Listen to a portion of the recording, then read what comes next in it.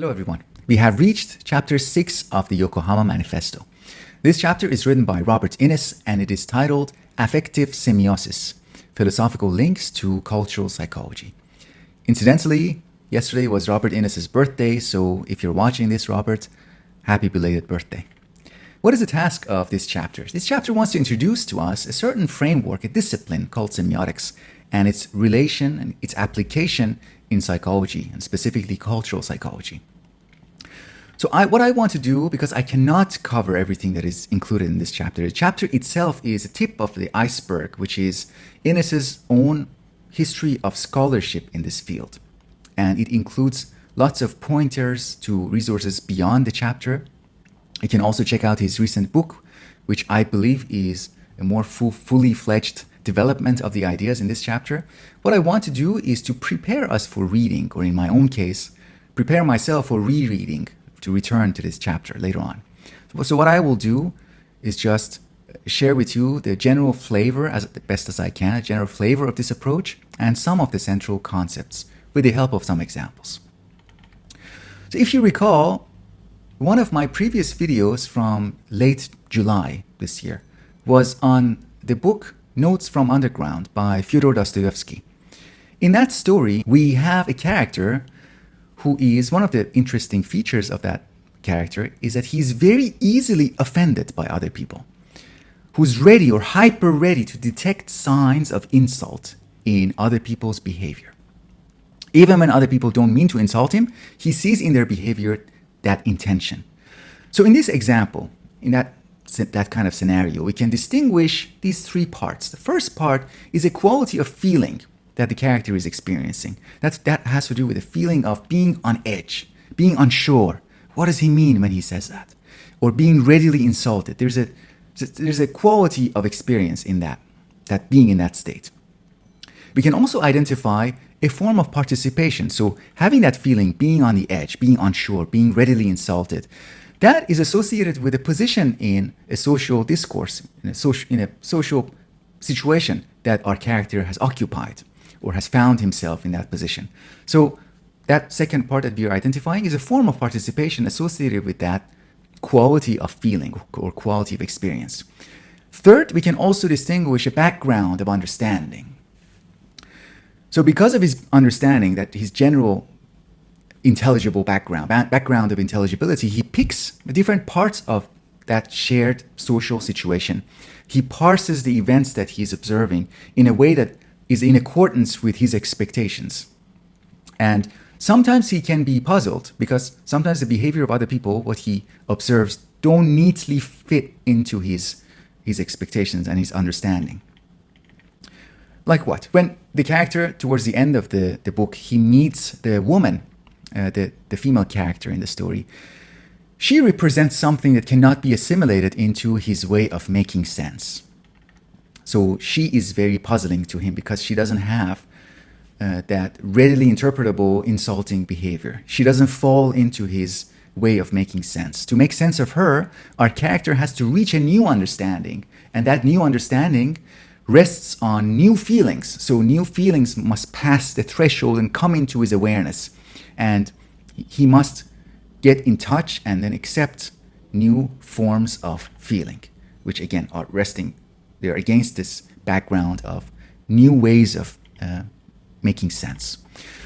Semiotics, what Innis is writing about in this chapter, is related to all these categories. How these categories are related to each other, background of understanding, forms of participation, and qualities of experience.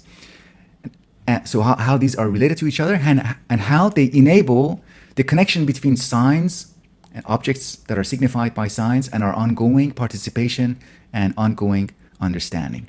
And our participation, I should emphasize, isn't just about understanding signs, but also creating signs. Robert Innis looks at semiotics from two perspectives, and maybe it would be better to say that he sees semiotics as a converging point of two modes of activities, scholarly activities that are merging at this semiotics point of semiotics. First, there is a philosophical discipline that can support a kind of anthropology, philosophical anthropology, or even a philosophical biology, which is to say, a study of the logical structures based on signs. These logical structures could be studied in relation to human life, anthropology, and life in general, biology. When animals track their food, then run after their food or search for food, when they detect danger, when they send and detect mating signals, they are making and responding to signs. That is, they are participating in semiotic processes. The sign of danger itself isn't danger. The mating signal isn't itself mating. The smell of food that the animal is tracking isn't itself food. These are signs. And we are living creatures. We as living creatures, relate to these signs and rely on them. The second aspect of semiotics is its application in cultural psychology. This is the relevance of semiotics as a way of understanding the psychology of human beings within cultural contexts, in relation to cultural practices that are giving rise to ways of understanding, ways of participation, and ultimately qualities of feeling. Once we understand the discipline of semiotics, this discipline can become a toolbox used in cultural psychology, a paradigm or a lens for understanding human cultural life. Innis spends almost all of the chapter on the first side, the first approach, which is philosophical, on developing the philosophical toolbox and tracing the development of semiotics in the history of philosophy, starting with Charles Sanders Peirce. But he does leave us lots of clues to go and pursue the application of semiotics in cultural psychology. So let's turn to Peirce. Peirce gave us a series of very useful distinctions. First, having to do with the modes of semiotic relationships, the way in which a sign is indicative of its object, the way in which a sign like smoke is indicating what is being signified by it. The fire, for example, fire being signified by smoke. And Peirce pointed out that the relationship between a sign and an object, the fact that those two are connected to each other, the fact that their connection is being recognized, requires, in addition to the two, a subjective or intersubjective standpoint that comes and recognizes that link, producing a new sign based on the relationship. In addition to Peirce, there are other philosophers mentioned in this chapter. I'll very briefly mention their name and their relevance. First, we have Maurice Merleau-Ponty and his work on structure of behavior, how the way an organism's activity is structured, organized, entails certain qualities of experience and certain relationships with the objects of the lived world. There's also Suzanne Langer, who I'm not very familiar with, but she has done work on the nature of human mind, nature of experience, and how our ideas, our concepts are operating in the way we have experience, how we have forms of feeling, and how generalization, acts of abstraction and generalization have a place in our experience and give rise, support other experiences. And there's also John Dewey, who saw semiotics as a way to ground philosophy. So before I mention some of the points that Innis talks about and develops in this chapter, let's have two more examples, because I think having these examples, concrete examples in mind, will help us better understand these general points. As the first example, imagine this scenario. It's evening, after work, I arrive home and I want to enter into my apartment.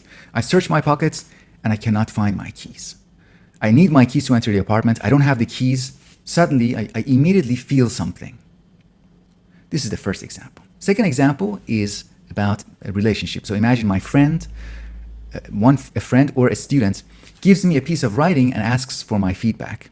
And I end up telling this person, this friend or student, that, sorry, I don't like this writing. There's some problems with it and it needs to improve. Again, there is in addition to the relationship, the structure of the participation, the way people are interacting with each other, there's also a quality of feeling. A person might get upset, might get angry, might get disappointed.